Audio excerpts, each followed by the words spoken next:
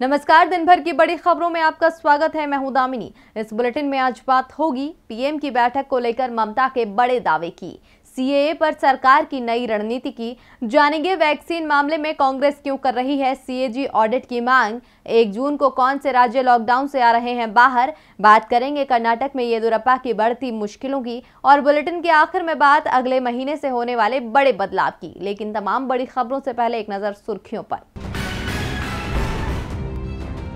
Vaccine के बाद अब रेमडेसिविर पर भी केंद्र ने राज्यों को दिखाई लाल झंडी। राज्यों को रेमडेसिविर नहीं देगी केंद्र सरकार। रेमडेसिविर के लिए राज्यों को सीधे कंपनी से करनी होगी डील। पूरे देश को वैक्सीनेट करने के मामले में रविशंकर प्रसाद की सफाई। देश की जनसंख्या 135 करोड़, सभी को वैक्सीन देने में लगेगा समय। पहले सरकार ने इसी साल सभी को वैक्सीन देने की कही थी बात। 10वीं की बोर्ड परीक्षा को लेकर यूपी की योगी सरकार का बड़ा फैसला। इस साल छात्रों को नहीं देनी होगी 10वीं की परीक्षा, बिना परीक्षा ही प्रमोट किए जाएंगे सभी छात्र। बीसीसीआई के एजीएम में बड़ा फैसला, यूएई में खेले जाएंगे आईपीएल 2021 के बचे हुए मैच। भारत में आईपीएल के 60 में से 29 मैचों का ही हो पाया था आयोजन। महामारी के चलते बीच में ही रोकना पड़ा था आईपीएल। सुर्खियों के बाद बात आज की बड़ी खबर की। पश्चिम बंगाल में कल इलियास को लेकर पीएम ने समीक्षा बैठक की, लेकिन इस बैठक को लेकर शुरू हुई सियासत में सभी दल शामिल हो गए हैं। विपक्ष शुभेंदु अधिकारी को भुलाने पर सवाल कर रहा है, तो बीजेपी ममता द्वारा बैठक को लेकर दिखाई उदासीनता पर उन्हें घेरने की कोशिश कर रही है। इस बीच ममता ने मीडिया के सामने आकर इस मामले में अपनी सफाई भी रख दी है। देखिए रिपोर्ट। बंगाल में पीएम की बैठक में किसने किसका किया इंतजार? पीएम मोदी ने मीटिंग में आधा घंटे सीएम ममता बनर्जी का इंतजार किया था, या ममता को पीएम से मिलने के लिए 1 घंटे तक इंतजार करना पड़ा? कोलकाता से लेकर दिल्ली तक इसे लेकर जबरदस्त सियासत हो रही है। बीजेपी का दावा है कि ममता बनर्जी मीटिंग में 30 मिनट देरी से पहुंची। उन्होंने पीएम को मीटिंग में इंतजार कराया और सिर्फ 1 मिनट बाद निकल भी गईं। ये कोई सियासी बैठक नहीं थी, लेकिन ममता बनर्जी ने इसे भी सियासी बना दिया। सियासत इस बात को लेकर भी है कि जब तूफान से होने वाले नुकसान को लेकर पीएम गुजरात में मीटिंग करते हैं तो विपक्ष का नेता नहीं बुलाया जाता। ओडिशा में भी यही होता है, इससे पहले भी यही होता रहा है। समीक्षा बैठक में विपक्ष का नेता नहीं बुलाया गया, लेकिन जब बात पश्चिम बंगाल की हो और राज्य में विपक्ष में बीजेपी नेता हो तो विपक्ष के नेता को भी समीक्षा बैठक में बुला लिया जाता है और इस बात पर सवाल भी नहीं उठाए जा रहे हैं। ममता ने इसे लेकर आज सफाई दी। ममता ने कहा कि जब मैं हेलीकॉप्टर से सागर पहुंची तो बताया गया कि पीएम का हेलीकॉप्टर अभी उतरा नहीं है। पीएम के हेलीकॉप्टर उतरने वाला था, इसीलिए हमें 20 मिनट हवा में ही इंतजार करना पड़ा। बाद में जब हमारा हेलीकॉप्टर उतरा तो पीएम वहां से जा चुके थे। जब मैं कार्यक्रम स्थल पर पहुंची तो पीएम पहले से ही मौजूद थे। हमें पीएम को सम्मान देना था, इसीलिए मैं अपने मुख्य सचिव के साथ वहां गई थी, लेकिन हमें मीटिंग स्थल पर जाने नहीं दिया गया। एसपीजी ने हमें 1 घंटे इंतजार कराया। चूंकि पीएम हमारे राज्य में आए हैं, हम उनसे शिष्टाचार से मिले, उनकी अनुमति से कमरे में गए, उन्हें कागज सौंपे और वापस आ गए। क्योंकि मेरा शेड्यूल फिक्स था, उनकी अनुमति से हम गए, इसमें हमारा क्या दोष है? ममता बनर्जी ने हेलीपैड पर पहले न पहुंचने को लेकर कहा कि ये जरूरी नहीं कि हर बार पीएम को रिसीव करने सीएम पहुंचे। बंगाल से शुरू हुआ ये विवाद अभी जल्दी थमता नहीं दिख रहा है। बीजेपी के सवालों के जवाब देने के साथ ही ममता ने अपनी ओर से भी सवाल दाग दिए हैं। सियासत के इस खेल के बीच केंद्र सरकार ने बड़ा खेल कर दिया है। 2019 में सरकार सीएए लेकर आई थी, जिसका देश भर में विरोध हुआ। भारी विरोध और महामारी के चलते सरकार सीएए को लागू नहीं कर पाई, क्योंकि इसके नियम ही तैयार नहीं हो पाए। लेकिन अब सरकार ने ऐसा आदेश दिया है जिससे सीएए को लेकर सियासी पारा फिर गरमाने लगा है। तो क्या है मोदी सरकार का आदेश? देखिए ये रिपोर्ट। क्या सरकार केवल गैर मुस्लिम लोगों को ही मान्यता देगी? क्या मोदी सरकार मुसलमानों को अपना नहीं मानती? क्या सरकार करती है भेदभाव? ये सवाल तब से देश में उठाए जा रहे हैं जब से नागरिकता कानून लाया गया है। इस पर 2 साल पहले देश में ऐसा बवाल मचा था कि शाहीन बाग सबसे बड़े प्रदर्शन का गवाह बन गया था। लेकिन अब सरकार एक बार फिर नागरिकता का मुद्दा ले आई है। केंद्र ने गैर मुसलमानों को लेकर सीधा आदेश जारी कर दिया है। गृह मंत्रालय ने एक गैजेट जारी किया है, जिसके मुताबिक पड़ोसी मुल्कों से आए गैर मुस्लिम शरणार्थियों से भारतीय नागरिकता के लिए आवेदन मंगाए हैं। इस गैजेट में गुजरात, राजस्थान, छत्तीसगढ़, हरियाणा और पंजाब के 13 जिलों में रह रहे हिंदू, सिख, जैन और बौद्धों जैसे गैर मुस्लिमों से नागरिकता के लिए आवेदन मांगे गए हैं। नागरिकता के लिए पहले से चले आ रहे नियमों के तहत ये नोटिफिकेशन जारी किया गया है। एमएचए के नोटिफिकेशन में कहा गया है कि नागरिकता कानून 1955 की धारा 16 के तहत मिली शक्तियों का इस्तेमाल करते हुए केंद्र सरकार ने कानून की धारा के तहत ये कदम उठाया है। यानी साफ है कि जब घी सीधी उंगली से नहीं निकलता तो सरकार ने अब अपनी मंशा को पूरा करने के लिए उंगली को टेढ़ा कर लिया। लेकिन सरकार की इन साजिशों को लेकर सियासी पारा गरमाना तय है, क्योंकि पहले भी जब सरकार ने नागरिकता का राग अलापा था तो मुस्लिम संगठनों, गैर सरकारी संगठनों और भारत की विपक्षी पार्टियों ने इस कानून को मुस्लिमों के भेदभावकारी बताते हुए इसका विरोध किया था। और अब तो सरकार ने सीधा आदेश ही सुना दिया है, जिसके बाद बवाल मचना तो तय है। सीएए पर सरकार किसी की नहीं सुनेगी। महामारी के चलते नियम तैयार नहीं है और सीएए को लेकर विपक्ष तैयार नहीं है, लेकिन सरकार कुछ भी न देखेगी न सुनेगी। विपक्ष के सवाल फिर सवाल बनकर ही रह जाएंगे। सवाल वैक्सीन को लेकर भी उठ रहे हैं कि आखिर इसके गायब होने का रहस्य क्या है। भारत बायोटेक की ओर से कहा गया है कि वैक्सीन बनाने और आम लोगों तक पहुंचने की प्रक्रिया बेहद जटिल है। इसे लेकर कांग्रेस ने सवाल उठा दिया है। आखिर जब वैक्सीन की देश को इतनी सख्त जरूरत है तो इस जटिल प्रक्रिया को आसान क्यों नहीं किया जा सकता? देखिए ये रिपोर्ट। आखिर वैक्सीन जा कहां रहा है? भारत बायोटेक अब तक करीब 10 करोड़ कोवैक्सीन का निर्माण कर चुका है, लेकिन कोवैक्सीन के डोज लगाए गए हैं करीब 2 करोड़ 25 लाख। कई राज्यों में तो कोवैक्सीन समाप्त हो गई है तो कहीं इसका स्टॉक बेहद कम हो गया है। उन्हीं लोगों को कोवैक्सीन लगाई जा रही है जो पहली डोज ले चुके हैं। सवाल उठे कि 6 से 8 करोड़ वैक्सीन गई कहां? तो भारत बायोटेक की ओर से इसकी सफाई आ गई। भारत बायोटेक के अनुसार कोवैक्सीन को बनाने के साथ टेस्ट करने और उसका बैच रिलीज करने में 120 दिन लगते हैं। मतलब इस साल मार्च में कोवैक्सीन के जितने डोज बने वो सप्लाई के लिए जून तक ही तैयार हो सकेंगे। भारत बायोटेक का कहना है कि वो अपनी उत्पादन क्षमता को लगातार बढ़ा रहे हैं। अप्रैल में 2 करोड़ वैक्सीन हर महीने तैयार हो रहे थे, जो सितंबर में 10 करोड़ हो जाएंगे। लेकिन सितंबर में तैयार होने वाली वैक्सीन लोगों को शायद अगले साल ही मिल पाए। भारत बायोटेक की सफाई विपक्ष को रास नहीं आ रही है। इसे लेकर कांग्रेस नेता पी चिदंबरम ने सवाल करते हुए कहा कि टीकों की कमी पर जनता का गुस्सा सड़कों पर आने से पहले अब लापता टीकों के रहस्य को सुलझाना जरूरी है। लापता टीके का रहस्य हर दिन गहराता जा रहा है। टीकों के एक बैच के उत्पादन के लिए आवश्यक लीड टाइम के बारे में भारत बायोटेक के बयान ने भ्रम को और बढ़ा दिया। क्षमता एक चीज है और उत्पादन एक अलग चीज है। हम 2 घरेलू निर्माताओं द्वारा अब तक उत्पादित वास्तविक मात्रा के बारे में जानना चाहेंगे।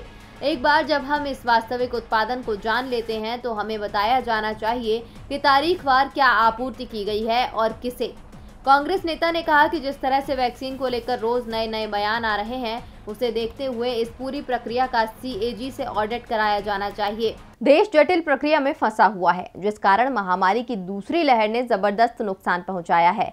लेकिन राहत ये है कि अब मामले तेजी से घट रहे हैं। कई राज्यों में तो रोज मिलने वाले मामले बेहद कम हो चुके हैं। जिन राज्यों को महामारी से राहत मिलती दिख रही है, वो अब लोगों को भी लॉकडाउन से राहत देने की तैयारी में है। तो किस राज्य में 1 जून से अनलॉक करने की है तैयारी? देखिए ये रिपोर्ट। पिछले महीने महामारी की रफ्तार ने ऐसा कहर ढाया कि देश में सभी को मुश्किल में डाल दिया। बात यहाँ तक आ गई कि हर दिन 4 लाख से ज्यादा मामले सामने आने लगे। जान गंवाने वालों का आंकड़ा 4500 के पार पहुंच गया। देश में ऐसे दृश्य दिखाई दे रहे थे जिसकी कल्पना भी नहीं की गई थी।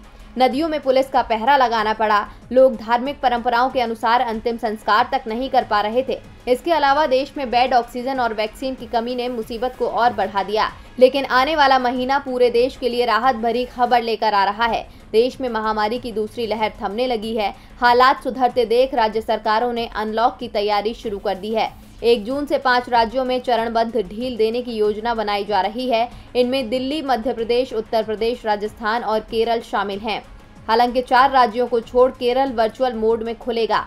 सोमवार से यहां स्कूल, कॉलेज ऑनलाइन खोले जाएंगे। पहले फेज में फल, सब्जी और किराना दुकानों को खोला जा सकता है।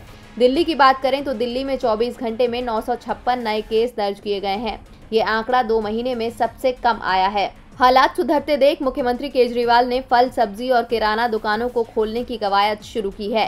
हालांकि कुछ राज्यों में महामारी के बढ़ते मामलों को देखते हुए लॉकडाउन जारी रहेगा। महाराष्ट्र, कर्नाटक, गोवा, पश्चिम बंगाल में लॉकडाउन बढ़ा दिया गया है। बंगाल में 15 जून तक लॉकडाउन बढ़ाया जा चुका है। वहीं महाराष्ट्र के कई जिलों में लॉकडाउन को बढ़ा दिया गया है। जबकि कर्नाटक में 7 जून तक लॉकडाउन जारी रहेगा। हालांकि बिहार, उत्तराखंड, पंजाब और हरियाणा में लॉकडाउन बढ़ाने पर संशय है। आपको बता दें कि शनिवार को स्वास्थ्य मंत्रालय की ओर से जारी आंकड़े 1,74,000 सामने आए। 45 दिन में ये संख्या सबसे कम है, लेकिन जान गंवाने वालों के आंकड़े कम नहीं हुए हैं। बीते एक दिन में 3500 लोगों की जान चली गई है। 1 जून से 5 राज्य अनलॉक हो रहे हैं। जून में कुछ और राज्य भी इस तरह के कदम उठा सकते हैं। महामारी की दूसरी लहर थमने के साथ ही कर्नाटक बीजेपी में बड़े बदलाव की तैयारी के संकेत मिल रहे हैं। येदियुरप्पा का जाना तय माना जा रहा है।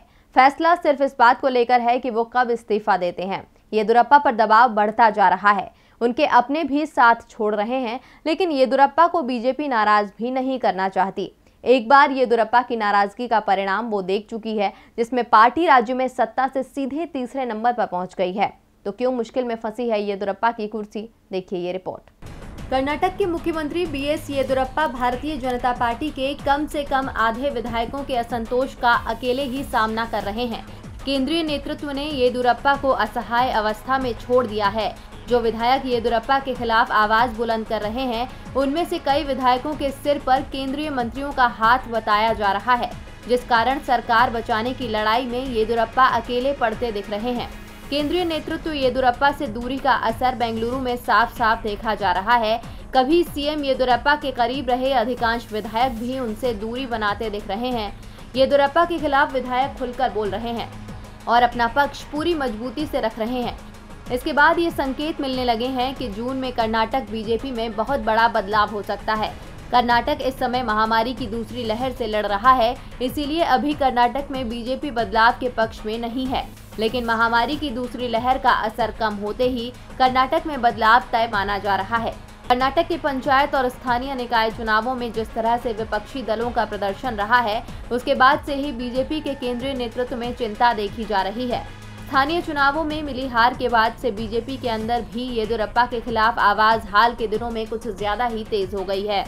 कर्नाटक विधानसभा चुनावों में अभी 2 साल का वक्त है, लेकिन बीजेपी की चिंता है कि स्थिति इसी तरह से बिगड़ती रही तो 2023 में कर्नाटक हाथ से जाना तय है। 2019 के बाद से बीजेपी के हाथ से कई राज्य पहले ही निकल चुके हैं। ऐसे में दक्षिण का एकमात्र राज्य भी उसके हाथ से निकल जाता है तो 2024 के विधानसभा चुनावों में उसके लिए दिल्ली की राह बेहद मुश्किल हो जाएगी।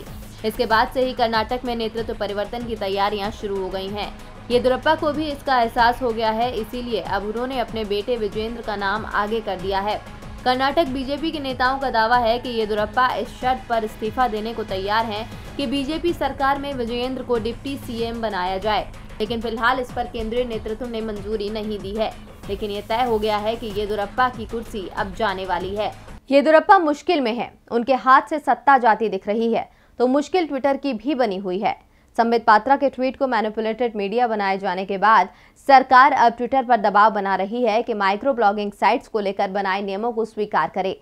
इन नियमों ने ट्विटर के सामने मुश्किलें खड़ी कर दी हैं। अब ट्विटर की ओर से इस पर जवाब आ गया है, जिससे सरकार की नाराजगी और बढ़ गई है। तो क्या कहा है ट्विटर ने, देखिए ये रिपोर्ट। ट्विटर और मोदी सरकार के बीच विवाद तब से बढ़ रहा है जब से ट्विटर ने बीजेपी नेताओं की पोल खोली है। टूलकिट को लेकर सोशल मीडिया साइट ने एक्शन क्या लिया कि मोदी सरकार ने सख्त नियमों के सहारे उसे कड़े तेवर दिखाने शुरू कर दिए, लेकिन ट्विटर भी झुकने को तैयार नहीं है। नए डिजिटल नियमों के तहत गूगल, फेसबुक और व्हाट्सएप ने तो अपना ब्यौरा साझा कर दिया, लेकिन सूत्रों के मुताबिक ट्विटर अभी अड़ा हुआ है। सूत्रों ने बताया कि ट्विटर ने अभी तक मंत्रालय को मुख्य अनुपालन अधिकारी का ब्यौरा नहीं दिया है। वहीं नोडल संपर्क और शिकायत अधिकारी के रूप में एक विधिक कंपनी में काम करने वाले वकील का नाम दिया है। नए नियमों के तहत ये व्यक्ति सोशल मीडिया कंपनी का कर्मचारी होना चाहिए जो भारत में कार्यरत हो। सूत्रों ने बताया कि ज्यादातर बड़े सोशल मीडिया मंचों ने मुख्य अनुपालन अधिकारी, नोडल संपर्क व्यक्ति और शिकायत अधिकारी का ब्यौरा आईटी मंत्रालय से साझा कर दिया है। दरअसल सरकार ने कहा था कि ट्विटर भारत की छवि को खराब करने के लिए निराधार आरोप लगा रहा है और दुनिया के सबसे बड़े लोकतंत्र पर अपनी शर्तें थोपने का प्रयास कर रहा है। वहीं इससे पहले ट्विटर ने आरोप लगाया था कि दिल्ली पुलिस उसके कार्यालय आकर धमकाने का प्रयास कर रही है। इस टूलकिट विवाद को ही मोदी सरकार ने नए नियमों की तरफ मोड़ दिया और ट्विटर को झुकाने की पूरी कोशिश की, लेकिन सोशल मीडिया साइट भी सरकार से आर पार के मूड में है। अब देखना होगा कि इस विवाद का अंत क्या होता है। और बुलेटिन के आखिर में बात 1 जून से होने वाले बड़े बदलावों की। पिछला महीना संक्रमण की वजह से बहुत परेशानियों भरा गुजरा, लेकिन अब राहत के संकेत मिलने लगे हैं। ये राहत कई बदलाव लेकर आ रही है। तो 1 जून से आपकी जिंदगी में क्या क्या हो सकते हैं बदलाव, देखिए ये रिपोर्ट। हर नया महीना लोगों की जिंदगी में नए बदलाव लेकर आता है। अगर आप bank of Baroda, Canara bank या सिंडिकेट बैंक के ग्राहक हैं तो 1 जून की तारीख आपके लिए महत्वपूर्ण है। 1 जून से bank of Baroda cheque payment के नियमों में बदलाव करने जा रहा है। वहीं दूसरी ओर कैनरा बैंक और सिंडिकेट बैंक के IFSC कोड में भी बदलाव हो जाएगा। कैनरा बैंक की वेबसाइट पर जारी की गई सूचना के मुताबिक 1 जुलाई से बैंक का बदला हुआ IFSC कोड प्रभावी हो जाएगा। वहीं बैंक ऑफ बड़ौदा में 1 जून 2021 से ग्राहकों के चेक पेमेंट के मेथड में बदलाव होने